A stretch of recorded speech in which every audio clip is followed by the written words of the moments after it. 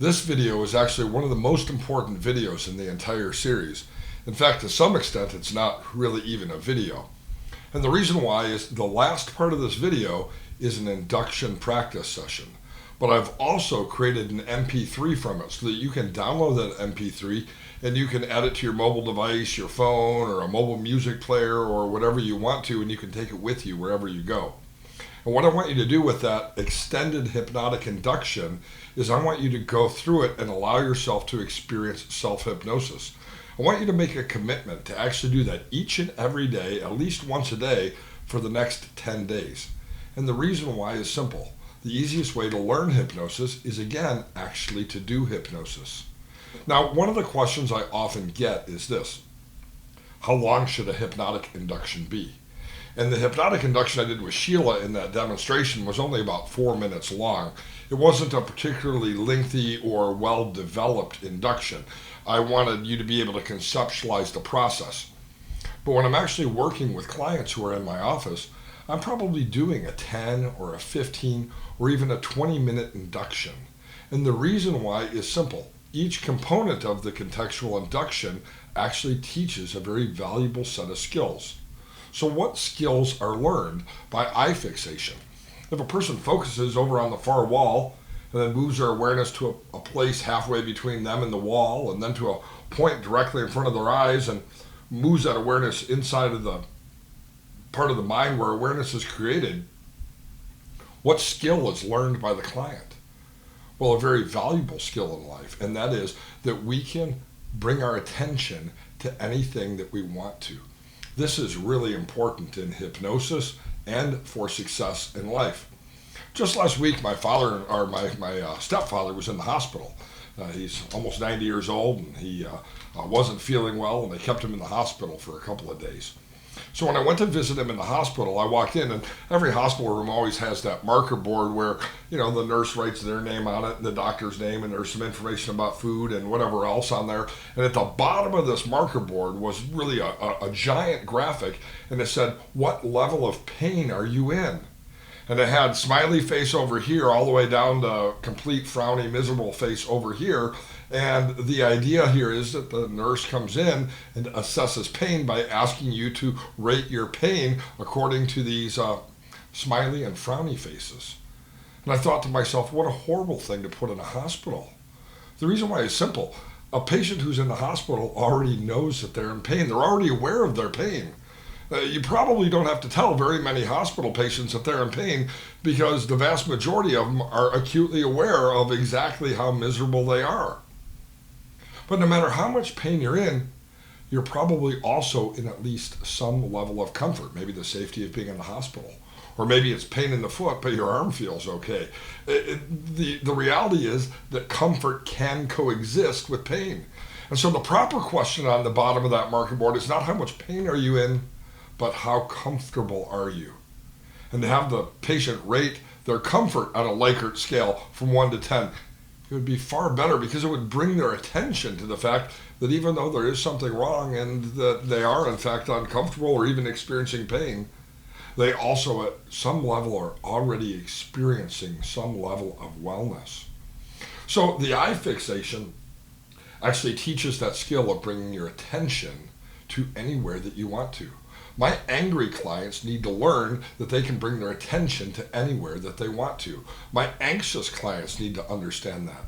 I see a lot of clients for weight loss, and my clients who have a sugar craving need to recognize that they can actually bring their attention to anywhere that they want to at any given time. So although it's a simple strategy, eye fixation, that induces hypnosis and bringing your awareness to that point that you're staring at, it actually teaches a very valuable skill. Progressive muscle relaxation is among one of the single most well-researched therapeutic techniques from sort of a self-help or experiential or even psychological perspective. You can go to scholar.google.com and type in progressive muscle relaxation, and you can find literally thousands of journal articles extolling the benefits of simply teaching people relaxation. Overwhelmingly, no matter what the presenting problem is in my office, whether a person comes for academic performance or sports performance or pain control or smoking cessation or obesity, almost all of my clients have one thing in common. They literally need to learn how to relax. There was a book by Herbert Benson, a Harvard psychiatrist in the 1970s, called The Relaxation Response, an excellent book. He documented all the research to that point that showed the benefit of simply teaching Edmund Jacobson's 1928 protocol on progressive muscle relaxation and how it benefited cardiac patients, orthopedic patients, mental health patients, just people who wanted to feel better in life even if they weren't diagnosed with anything. Since that time, there's been a tremendous amount of research, and we can either do an active process where people literally tense and relax, or we can use a passive process where we simply instruct a person who has self-awareness to relax and to note the difference between tension and relaxation. Now, in my induction with Sheila, I did that very briefly. In the induction that's a part of this MP3 and of this video, I actually go into a number of different muscle groups practicing that because it's a very valuable skill to learn. Mindfulness, following the breath, paying attention to the breath, observing the breath, and focusing our attention on the breath teaches a very valuable skill. And that is that we can actually be an observer rather than a person who's in the middle of crisis. Mindfulness teaches a client not only to stay in the moment, but it also teaches them that when there's crisis, they can observe that. You see, the breath is something we always have with us. We've been breathing since the first day we were born. We'll breathe until the very last day of life. And we do this mindlessly. We don't really think about breathing. And so the practice of mindfulness in a hypnotic induction of paying attention to the breath, one way of practicing mindfulness, teaches a person a very valuable skill. And that is how to observe the moment.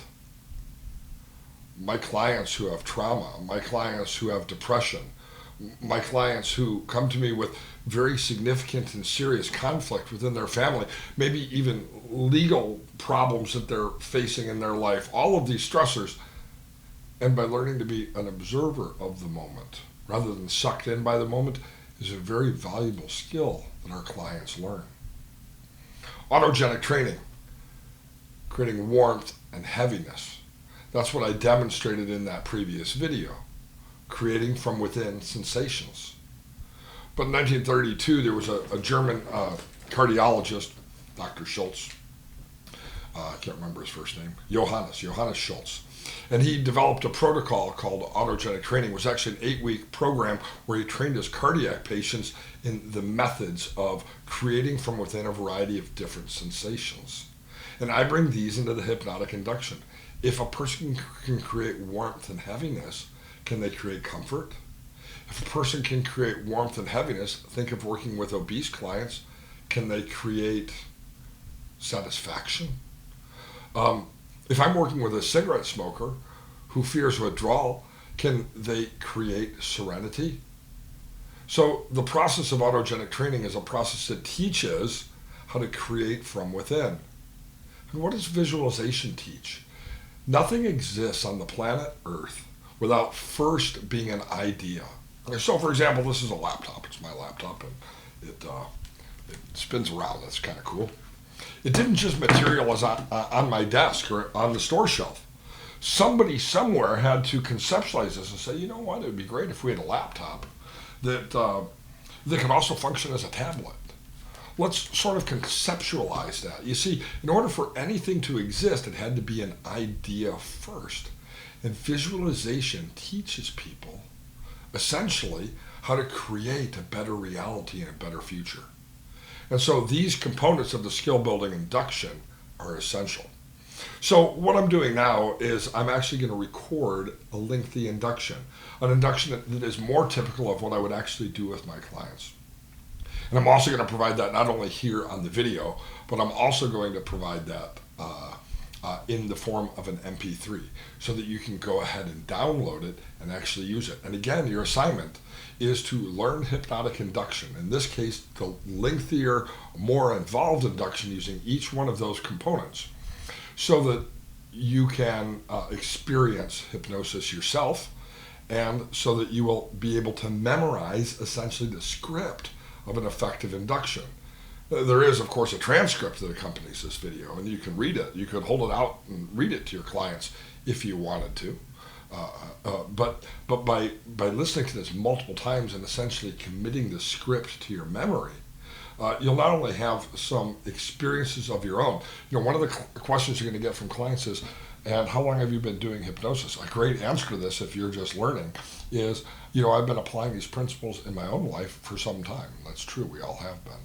Recently, I've been really focusing on the formal process of hypnosis, using these strategies to experience success in my own life, as well as with those who I'm working with, even though it may have only been the last 3 or 4 clients. And so utilize this MP3 and utilize the last half of this video as a practice. Commit over the next 10 days to listening to this at least once each and every day, and really mastering the art of a skill-building, contextual hypnotherapy induction. This is a guided, contextual, skill-building hypnosis induction. Please listen to this audio file each and every day for a period of 10 days. By doing so, you'll discover 2 things.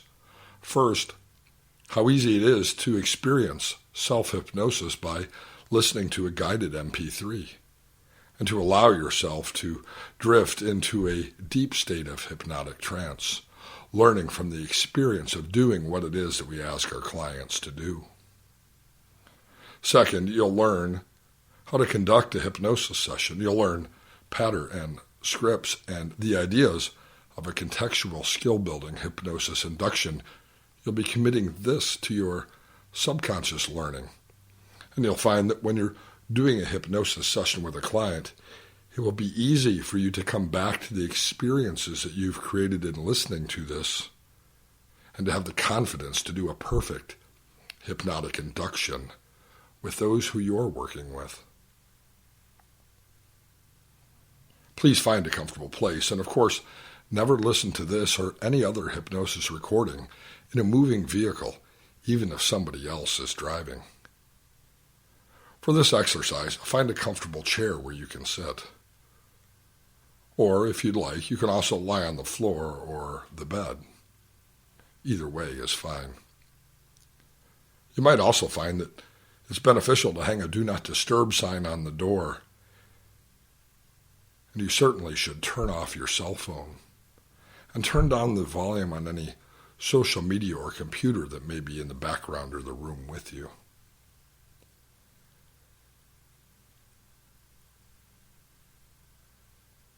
Now that you've found a comfortable place where you can learn and listen and relax, you can let your arms simply lay next to you if you're lying on the floor or the bed. Or if you're sitting in a chair, you can let your hands rest on your thighs or on the armrest of the chair where you sit. And uncross the legs and scan the body, and anywhere you're carrying the obvious tension of the day, simply let go of that tension and let those muscles relax. If at any time during our session you need to adjust for comfort, or swallow, or even scratch an itch, that's perfectly okay. Those things won't disturb you. In fact, by doing those things, it'll simply help you to even become more comfortable and to enjoy this session even further. And of course, if there's any noise from outside of this room or even from inside of this room, a car pulling up, a plane flying overhead, somebody knocking or a phone ringing, those things won't demand your attention either. In fact, you'll experience them as they are, simply the sounds of the world around you in this moment, helping you to recognize that you're in exactly the right place, doing exactly the right thing and learning exactly what's most important to you. And so begin this session by bringing your attention to the far wall in the room where you are. There's a spot on that wall, perhaps a shadow or a fleck of paint or the edge of a picture, or even just a blemish on the wall, and bring all of your attention to that spot. Fixate your gaze or your vision on that point on the far wall. Essentially, stare at it for a moment. Now, even if something else in the room should capture your attention, continue to remain fixated on that spot, focusing all of your attention there for a couple more moments. And this is really learning number one, that no matter what else we're experiencing or seeing or feeling, we can choose where to place our attention. In this case, a spot on the far wall. Now, anytime you stare at a spot for a long enough period of time, the eyes become a little bit tired. You may have even heard a Hollywood hypnotist say, "Your eyelids are getting sleepy." That's not because hypnosis produces sleep, but because when we fixate our attention in any one place for a long enough period of time, the eyes simply become tired.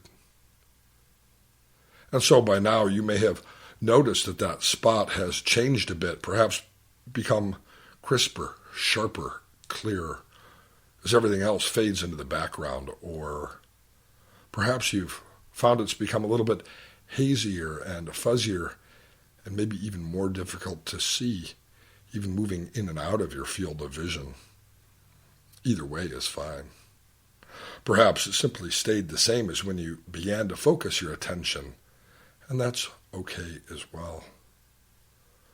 But the one thing you certainly will notice is that if you close your eyes down now, it feels really good to simply let those eyes shut completely. You'll also notice that even though the eyes are closed, you can still focus your attention at that spot on the far wall. It's almost as if you have X-ray vision.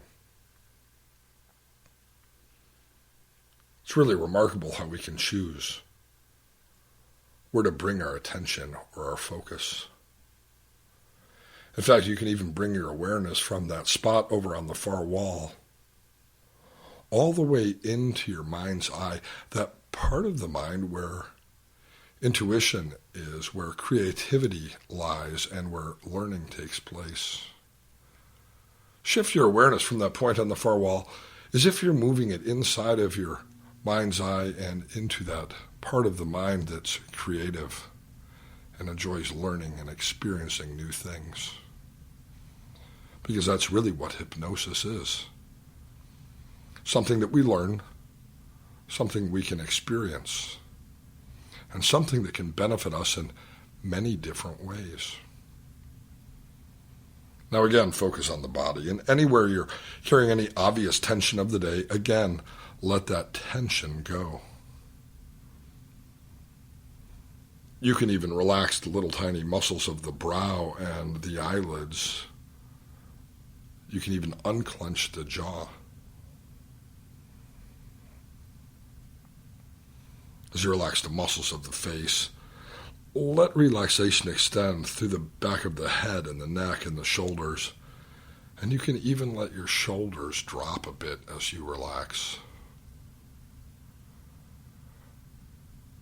If you're sitting in a chair, you'll probably find that by letting the chin fall a bit towards the chest, it helps you relax even further, extending a sensation of physical relaxation across the shoulders and upper arms. As you continue to breathe in and breathe out, we're going to focus for a moment on creating a state of physical calm or of physical relaxation. In fact, we're really going to learn the difference between tension and relaxation. So as the muscles of your back and shoulders and arms relax, extend that relaxation into the forearms and the wrists and into your hands, and even the little tiny muscles of the fingers as they relax on the armrest of that chair or on your lap or to the side. And notice how good it feels to let even the little tiny muscles of the fingers relax.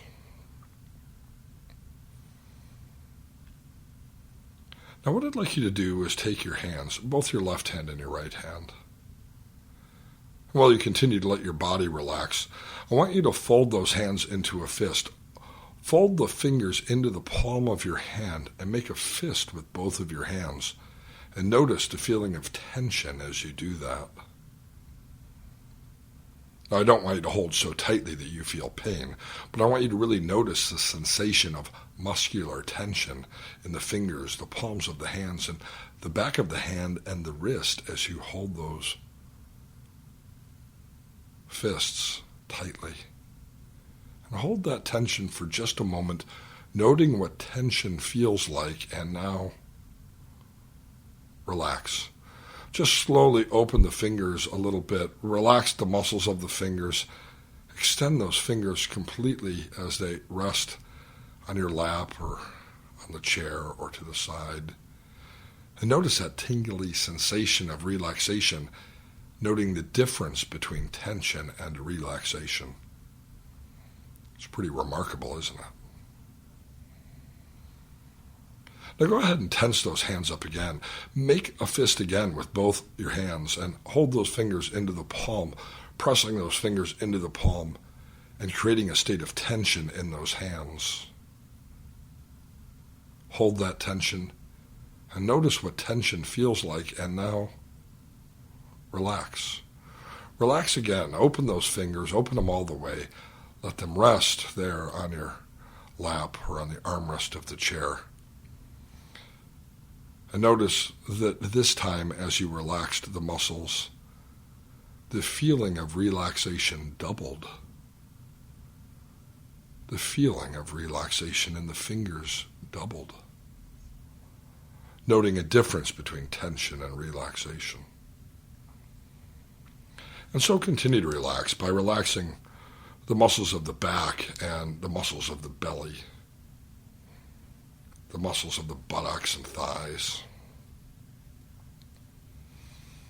As you breathe in and breathe out, breathe in a state of calm and exhale relaxation. Letting the muscles of the calves and the shins relax. And extending that sense of physical relaxation even into the little tiny muscles of the feet. And you're doing perfect. Letting go absolutely. Now, in this state of relaxation, continue to pay attention to your breath. In fact, to this point, you might even notice that while your body has relaxed, your mind continues to wander and think and drift. And that's okay. In a moment, we'll get to a point where we relax the mind as well. But right now, pay attention to this moment. Become an observer of the breath. We've been breathing since the first day of life. We'll continue to breathe until the last day of life. And we do it often without ever focusing on the breath. And so note what it feels like to breathe the air in and follow the breath as it enters the lungs and turns around deep in the lungs and becomes an exhale. The breath really is amazing, isn't it? Bringing oxygen to the lungs and to every cell of the body. As you continue to breathe in and out. Throughout the rest of the session, if you note any sensations or note any feelings or notice any thoughts, rather than following them, simply use that as an indicator or a cue that it's time to bring your attention back to the breath and to be mindful rather than distracted or mindless. And as you continue to breathe in and breathe out, bring your attention back to your hands. And as your hands rest on the armrest of the chair or on your lap or to the side, notice the heavy sensation that relaxation creates. And say to yourself, my hands are heavy. My hands are heavy. My hands are heavy. And let those hands be heavy and relaxed. And now think of the word warmth. Warmth like that which might come from the sun or warmth like that which might come from inside of the body, and say to yourself, my hands are warm. My hands are warm. My hands are warm. And let your hands be both warm and heavy, noting a sensation of warmth in those hands. You can even say to yourself, my hands are warm and heavy. My hands are warm and heavy. And notice how easy it is to create from within a sense of both warmth and heaviness. Recognizing that if you can create warmth and heaviness in the hands or in the feet, you can really create any sensation in the body or even in the mind or in our spirit. And as you observe the breath, notice that the breath has become smooth and rhythmic, and that without any effort, the heart rate has become calm and regular. Calm and regular. Bring your attention to the feet, saying to yourself, my feet are warm and heavy. My feet are warm and heavy. My feet are warm and heavy. And let those feet be warm and heavy, just as your hands have been warm and heavy.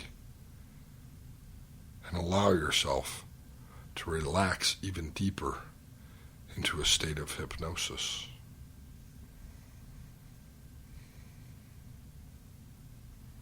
Now, using the creative part of the mind, imagine that you're in a wonderful place. Perhaps a wonderful place that you've been to before, or a wonderful place that you imagine going to someday, or even a mystical place of your own creation. But imagine you're outside on a perfect day in this place, underneath a clear blue sky. And as you gaze up into the sky, notice a large single white puffy cloud as it lazily and leisurely begins to move across the horizon. And with the creative part of your mind, simply follow that puffy white cloud as it moves off into the horizon, becoming smaller and smaller. And you'll notice that as it becomes smaller and smaller, as it moves off into the distance, it becomes even easier to set aside any distractions from the past, regrets of our previous experiences, or fears of the future, and to simply focus on this moment, letting go absolutely, letting that single white puffy cloud carry off any remaining stress and tension as it eventually disappears off into the horizon. As you breathe in and breathe out. That point when you realize that single white puffy cloud has disappeared off into the horizon is that point that we call the resource state of hypnosis. And you've done a great job in this lengthy induction, learning and practicing the strategies of effective hypnosis. And so continue to enjoy this experience that you've created. Not only relaxing, but also learning and recharging. And allowing your higher self to experience a sense of satisfaction and confidence, knowing that what you've practiced today can benefit you for a lifetime, as well as those who you share these techniques with.